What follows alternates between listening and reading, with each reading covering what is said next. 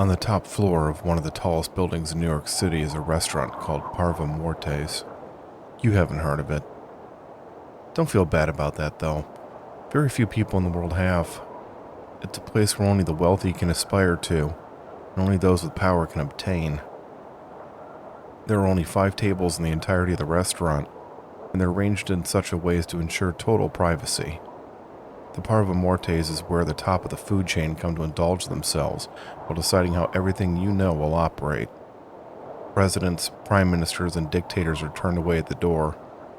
No one who has appeared in Forbes or Bloomberg is allowed to book a reservation. The manager has turned down the Pope's request to dine on more than one occasion. Me? I have my own table. I'm not telling you this to brag about my wealth or my status, or that I've acquired both these things in such great amounts in such a way as to avoid the public's gaze. It's quite the opposite, actually. I'm telling you this so that you'll understand just how serious I'm being when I say that the woman sitting at my table frightens me. It seems absurd on the face of it. Lydia is tall but thin. Her blonde hair was cropped short the last time that I saw her, but she has allowed it to grow long. She's wearing a black dress that is fashionable and exudes sexuality. She's a strikingly beautiful woman. That beauty hides her true nature and the true threat that she represents to anyone in her presence. I start to walk towards the table before she sees that I've arrived. I don't want her to know that I'm hesitant. She probably already knows that, but I don't want to give any outward indication of my unease. Every single meeting with her is a veiled back and forth struggle. Showing weakness at the onset would dictate how the entirety of this encounter would go, and it wouldn't be in my favor. She turns and smiles as I sit down in the chair across from hers. I don't return the smile, but I do nod politely. She has taken the seat directly in front of the large floor-to-ceiling window, and her form is framed by the New York night skyline. Well, Mr. Morwood, she says, her voice smooth as silk. Has it really been a year already? Indeed it has, I reply, keeping my own voice even and steady. Nice of you to choose this particular restaurant for us to meet at. Nothing but the best for you, Trevor. Especially since I'm the one paying for it, I ask, raising an eyebrow. She smiles again. In the interest of full disclosure, that did happen to cross my mind as I was selecting the location. I see that you brought along your most recent purchase. I set the black box that I'm carrying down on the table next to me. It's never far from me. We both fall silent as a waiter comes up to the table.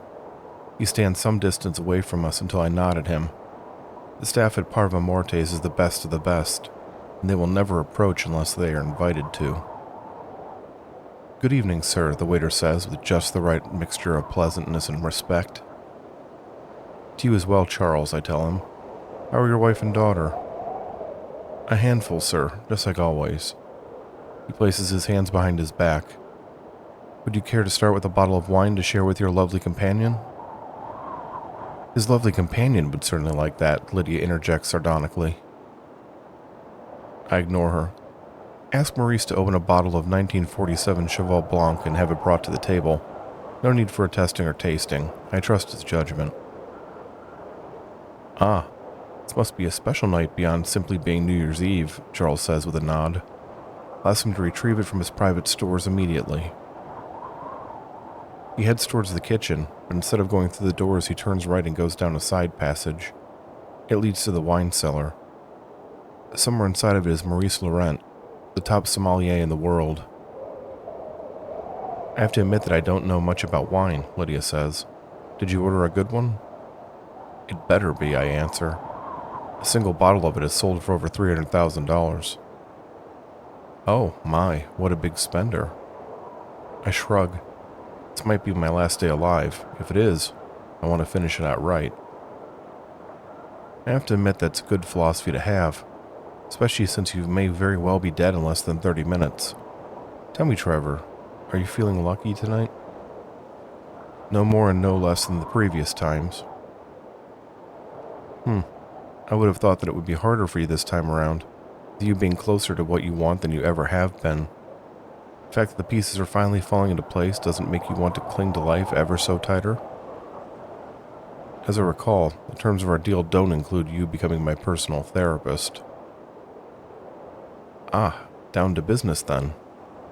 Lydia leans back in her chair and drapes one arm over the back of it. Let's get the formalities out of the way so that we can get right down to the fun part. I know what's coming.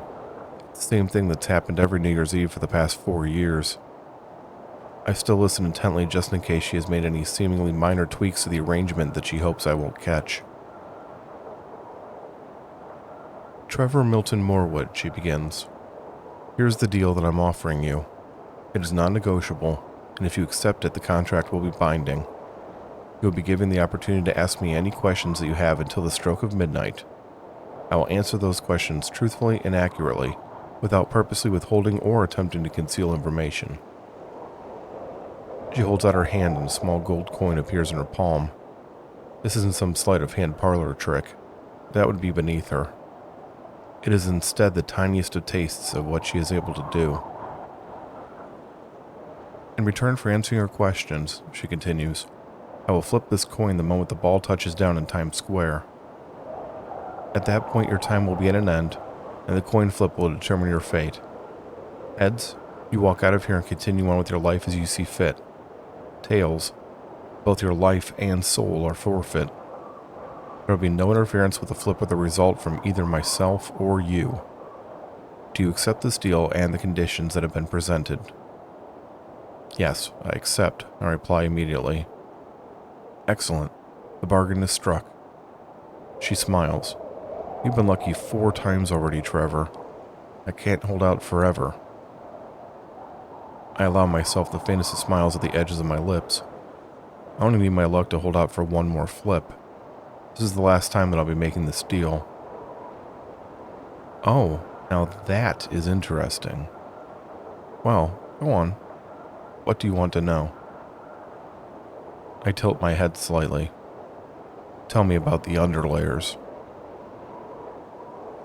Lydia is silent for a moment. Her expression has changed. It is usually playful with a slight hint of malice. Now it is unreadable. That's what you want to know? She asks in a voice just as guarded as her expression. Yes, I confirm. Let me remind you that the terms of our deal require you to do so.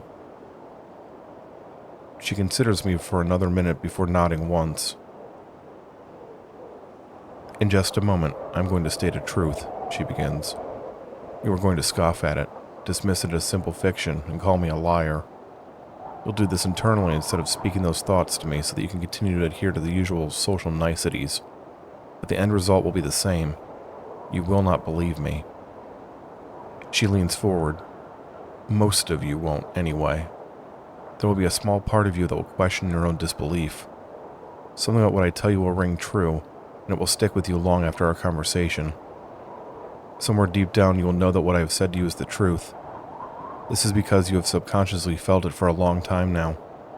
Maybe you've always felt it. All that I'm doing is putting into words what your species has instinctively known all this time. And what is this great revelation of yours, I prompt? This is a dying reality. I furrow my brow, but Lydia continues before I can say anything. This reality is a decaying carcass that hasn't yet realized that its time has come and gone. Tell me, Trevor, do you believe in God? What? I start to say. Not necessarily the Christian God, or the Muslim God, or any being that other religions base themselves around. I'm asking if you believe in a higher power that has a hand in the shaping of everything around you. I don't know, I answer honestly. There is a creator. I know this for a fact, as I am one of the few that has stood in the presence of the creator and has seen the creator's work. Creator is not God. Creator is so far beyond the concept of God that it's laughable. I stare at her silently. This is where the limits of human languages, as well as the limits of human understanding, come into play. It's awkward to speak of the Creator without being able to use pronouns. The Creator is not a he, or a she, or a they. The Creator is simply the Creator. I have to excuse the repetition involved in talking about the Creator, as I'm going for accuracy over grammatic fluidity.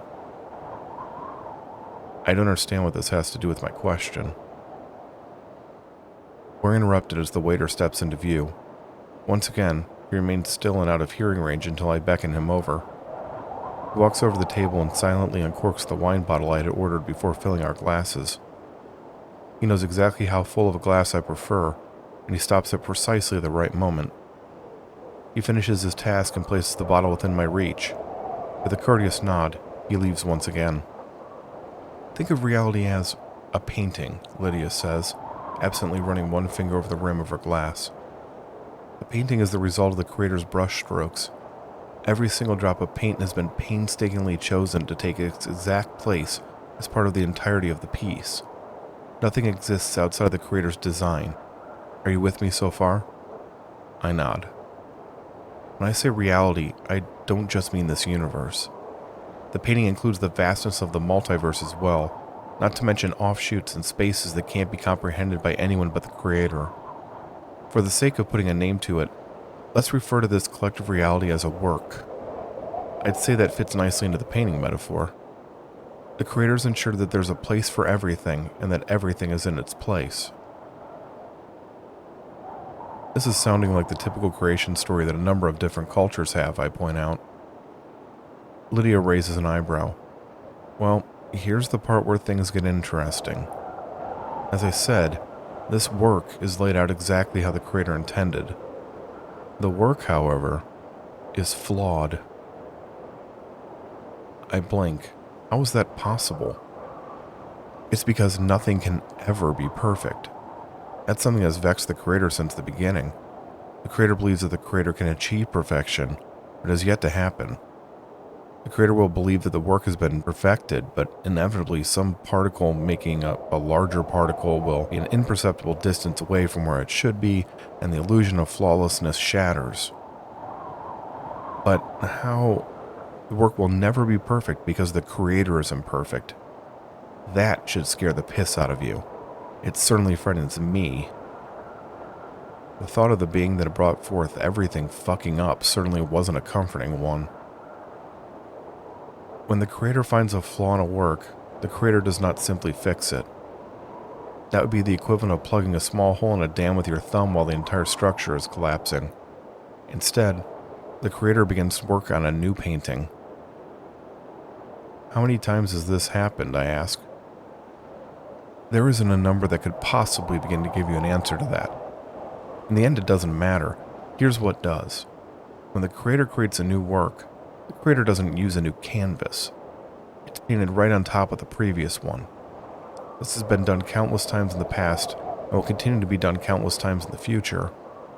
Much like the original painting is merely covered up by a new one when an artist paints over it, the works the creator has deemed failures still exist. They are left under the surface to slowly rot away. These abandoned works are what we call the underlayers. It's a lot to take in. I'm silent for a long moment as I analyze what she's told me. You said that this is a dying reality, I said slowly. That would imply that this reality is an underlayer. Very good, Lydia says approvingly. This work has been deemed a failure by the creator, and has been buried under newer and equally flawed works. As abandoned works go, this is one of the more pleasant ones. I know it doesn't seem like that sometimes, but it is. It's much closer to the top than most other underlayers. That's relatively speaking, of course. There's still a whole lot of layers above us.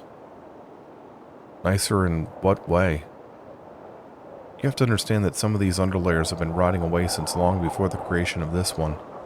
They're nothing but darkness and nightmares now. Very, very unpleasant, and that's coming from me of all people. I look at her closely. Tell me, is it possible to travel between these layers? She returns my look. You already know that it is. That's why you purchased that. Lydia points to the box on the table.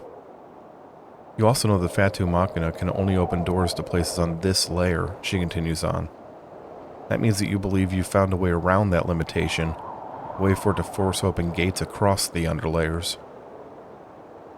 We believe that we have, I say, knowing that there's no point in lying about it. We, she repeats. Ah yes, your associate. The one they call Mr. Gangley. I'll never understand why he uses that silly name. From what I understand, it started with other people calling him that when they thought he wasn't listening. He kept it because he found it amusing. Besides, his real name would bring a lot more attention if it got out.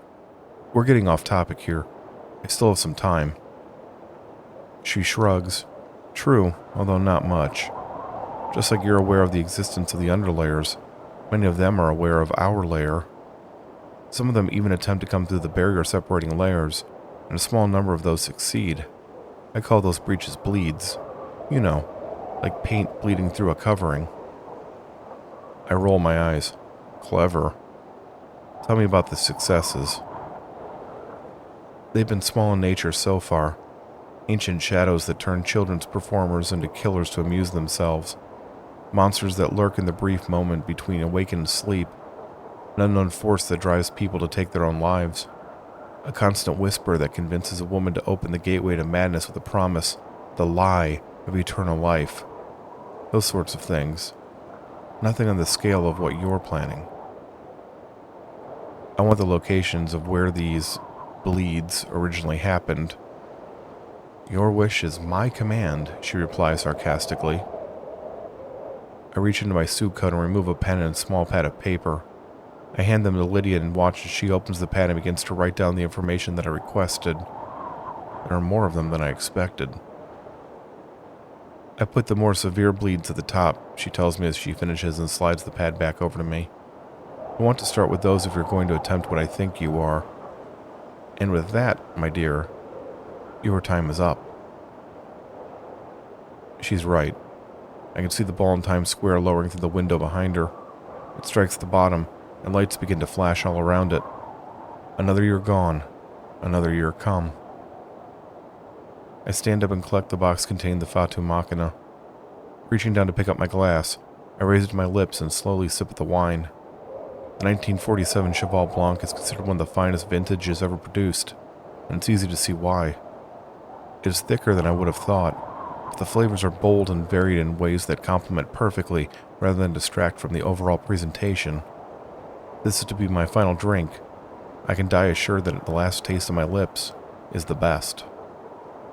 I put down the glass and turn away from the table. I have no interest in watching Lydia flip the coin. What will be, will be. I begin walking towards the hallway leading to the elevator. From behind me I hear the sound of the coin spinning in the air just before it thumps onto the table. I reach the elevator. This is the 5th year in a row that the coin has come up my way. I quickly do the math in my head. There's only about a 3% chance of that happening. Some would call that luck. Some might call it fate, or maybe divine providence. I simply call it what was required. I don't take chances that I don't have to. I didn't get to where I am by being reckless. Each of these 5 gambles were necessary to get vital information. The elevator doors open. Now I have everything that I need, and it's time to get to work.